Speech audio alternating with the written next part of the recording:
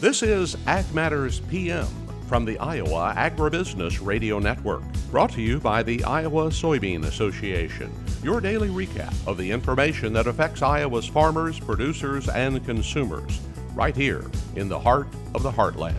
With reports from our award-winning broadcast team of Dustin Hoffman, Riley Smith, and Mark Magnuson. Now, from the IARN studios in Des Moines, here's Mark Magnuson. Hello and welcome into Ag Matters PM on the Iowa Agribusiness Radio Network. I'm Mark Magnuson. Today is Thursday, April 24th, and we're so glad you can join us for today's show. In today's episode, I will be joined by Kenan Layden of agmarket.net for our closing markets. But first, it is my conversation with Gordon Vail of Syngenta as we talk about the development of active ingredients and getting those active ingredients to the marketplace for farmers to use. Mark Magnuson for the Iowa Agribusiness Radio Network, and I'm joined today by Gordon Vail. We are at the Syngenta Media Summit in Greensboro, North Carolina. And Gordon, could you tell me please your role within the Syngenta organization? Hi, Mark. I'm Gordon Vail with Syngenta, and my role is Head of Crop Protection Field Development. So my team is the group that does all the biology testing. We've got facilities in Florida, but across the U.S. we're doing most of the field and greenhouse testing. So if biology's done, that's what my team does. And Gordon, you helped to lead a talk here today, and primarily your message was around innovation and that being a big part of what Syngenta does here. Yeah, well, part of my message today was innovation never stops at Syngenta. We have to continually advance and move our products. I've been in this industry for 30 years, been with the company for 30 years, and I've seen the evolution from atrazine to Dual to Bicep, to Callisto, Lumax, Lexar, Halix, and go on Acuron and Storin. And you have these great products, but you have to continue to bring the next best product, because the product that you have today is probably not going to meet grower needs 5 to 10 years from now. And that's really at the core what we do, is trying to develop those products that are going to meet that need that the grower is going to have that he probably doesn't even know he's going to have. That's the challenge of it. And Gordon, could you tell us that story you mentioned about, I believe it was 2009 or 2010, and you were in Illinois and you found something out that you didn't know? Well, it was in 2009 we got the first call. I'm apologize, my days are getting a little weird, a little fuzzy, but it was about 2009 we got that call saying, hey, we've got some HPPD resistant water hemp in Illinois. And it was like, oh my gosh, at that time, that kept me up at night, and I thought, oh my gosh, the world is going to come to an end, because in prior to that, when you got resistance, that was pretty much lights out for your product. And what we found in 2009 and beyond is that resistance was actually what we call a metabolic resistance. So the plant, in this case water hemp, is able to metabolize the herbicide just as effectively as the corn plant metabolizes. I guess the good news story is it turned out that the metabolic resistance is not a dominant genetic trait, and it's multi-genetic, and so it doesn't always transfer straight to its progeny. So we've actually been able to effectively use mesotrione and then bicyclopyrone, since then, and even today we're still seeing effectiveness, but this metabolic resistance has changed the game, so to speak, when it comes to herbicide resistance. And that goes to the point that we started with, that innovation needs to keep happening because the resistance is continuing to build. So how do you rectify or bring that all together and think about the future then? Well, you're trying to triangulate all this information you have. What do you have that's working? What do you have that's on the horizon in the next 2 or 3 years? And then what's in the horizon, 10, 15 years out? Because the reality is now it's taking us anywhere from, 50 bicyclopyrone or the Acuron story is 16 years from the first test to selling it. That's a long time. So you're trying to identify products or active ingredients that have a broad use. So in Syngenta's case, we typically are going after products that can be used pre-emergence or post-emergence. They can be used in lots of different ways. And when you build a molecule like that from the very beginning, as the needs change, it allows you to change your product along the way. If you get into a space where you've got a molecule that is very specific to say it can only be used pre-emergence and it can only be used at this rate and it's only going to control these 2 weeds, if something changes, now all of a sudden your whole dynamic is out the window and you have to go back to start over. So that's really what we're trying to do, is how do we build something that'll be robust for the long term. And something that really came into focus for me today, it's not just the product that takes that timeline from beginning to end, it's actually the mode of action that takes that time to develop. And that's just one individual mode of action. And you mentioned how you're doing tests on several new modes of action every year. Yeah, we're testing new modes of action, and we're really trying to find that next product. What's actually been a little bit of a learning over the last 5 to 7 years is, and I still talk about mode of action or site of action because I'm kind of from that genre, but the reality is when you get into metabolic resistance, it's less about the mode of action, it's more about the actual chemistry. So we know that most all of our compounds or herbicides, regardless of the mode of action, they all have fairly similar physiochemical properties, how they're taken up into the plant, the way the molecule behaves, what it looks like. And plants that have developed resistance through metabolic stages, they're actually able to metabolize herbicides from lots of different modes of action. So we're actually starting to look more about what is the chemical properties are as important as the mode of action.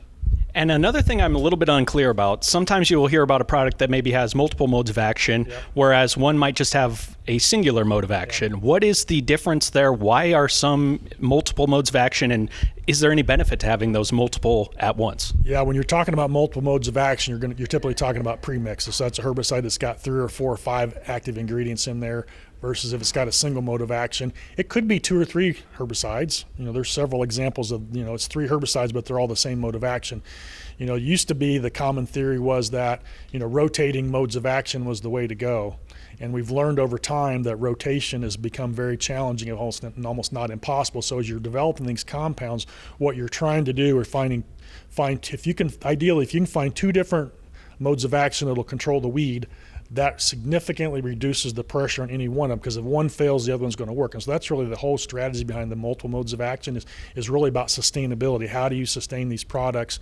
And that's why Storen's got 4 AIs, because you're trying to stack all these AIs together to make sure that this thing's going to last more than 1 or 2 years. It's going to last for 10, 15 years or however long we need it. And could you remind us then again just how long it took from the idea of Storen to the finish line and getting it across? Well, if I step back and say, start with bicyclopyron, because that's the big part. The bicyclopyron was about a 16-year process. The Storen was about a 2 to 3 year process. Now the advantage is once you get that AI developed, you can do quicker on things that are already registered. So it's a little bit of a time gap there, depending on whether you're going for new AI or trying to register something that's new. So is it frustrating then that weeds are continuing to be resistant, but you're always trying to find, fix a problem now, but also thinking about the future? Or is that side of it kind of interesting for you? It's a little bit frustrating from the standpoint it creates pain for, growers to deal.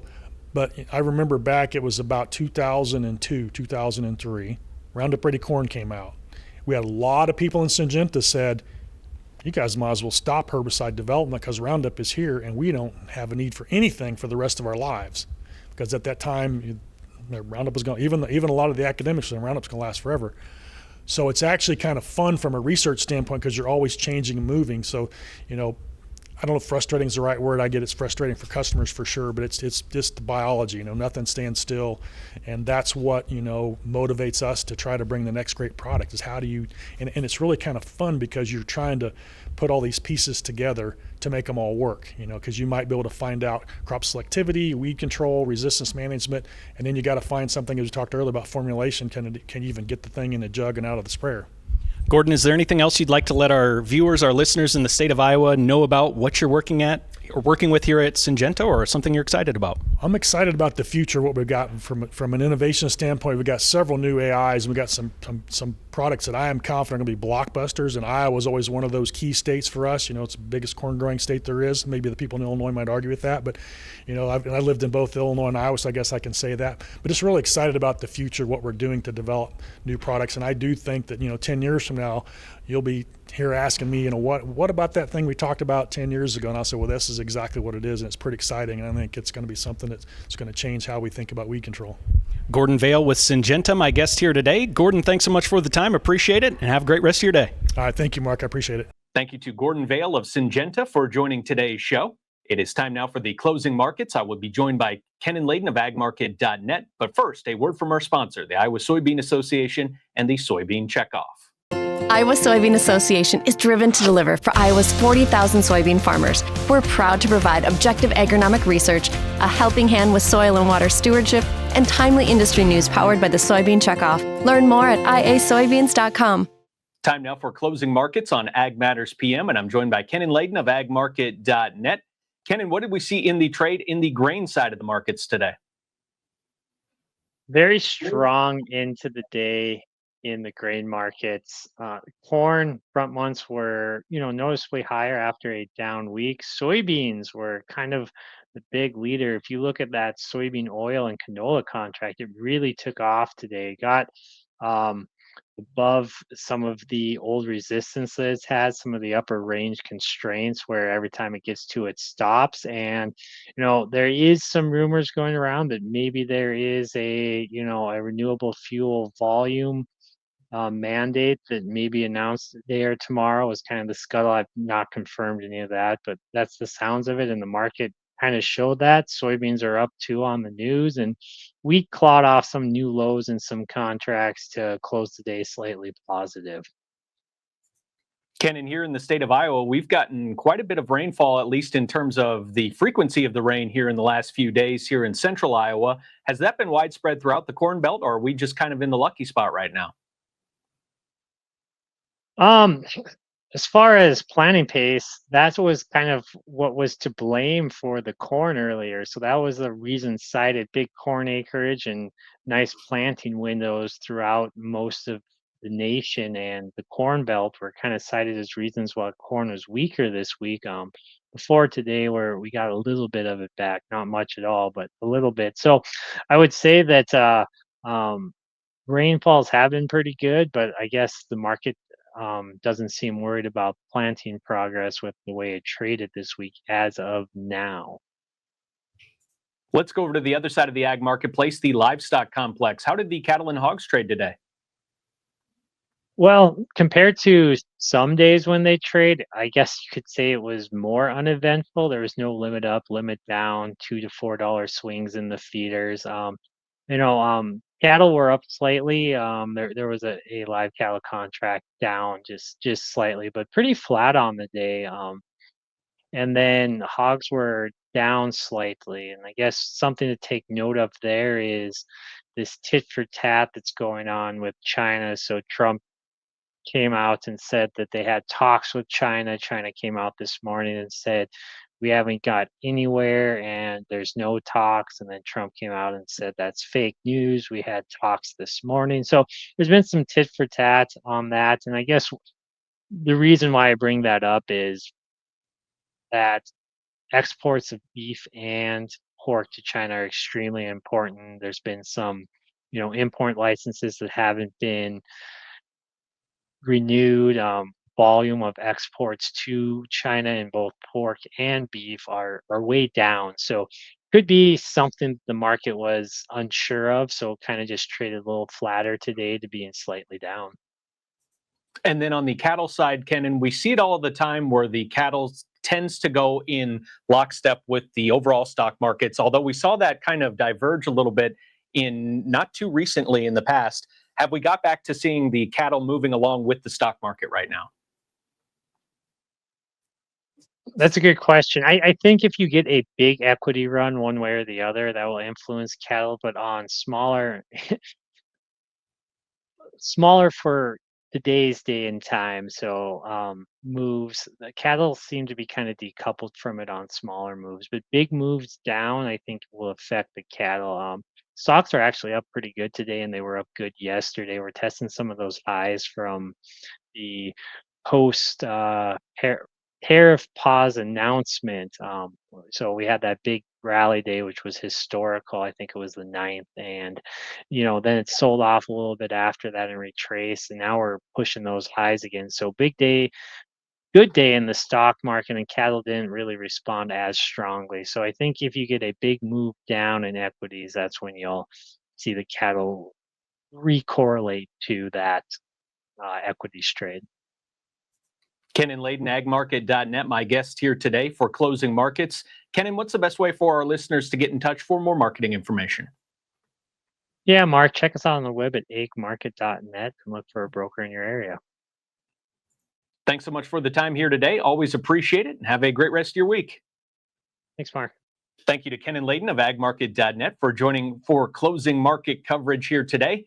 Let's take a look at how the numbers finished in the ag marketplace, and you can find that information anytime under the Markets tab of our website at iowaagnet.com.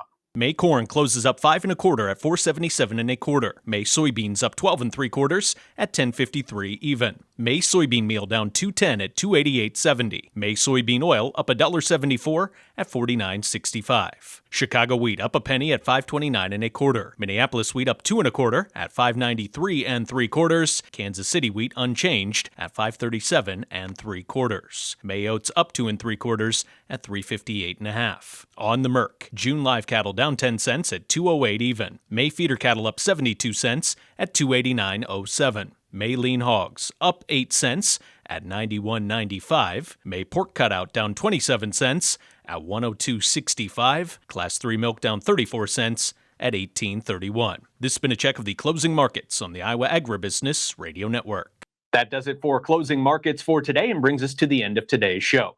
You can find all of our content on our website at iowaagnet.com. Don't forget to subscribe to our YouTube channel as well. Click on the notification icon to let you know whenever there's any new videos available for you to view. You can follow us on social media at Facebook, X, TikTok, and LinkedIn. And you can listen to our daily podcast, our morning, midday, and closing market podcast, as well as our Iowa Ag Matters podcast at Apple, Amazon, Google, Spotify, and Podbean. From the Iowa Agribusiness Radio Network studios in Des Moines, I'm Mark Magnuson. For Dustin Huffman, Riley Smith, and Andy Peterson, we thank you for watching. This has been Ag Matters PM.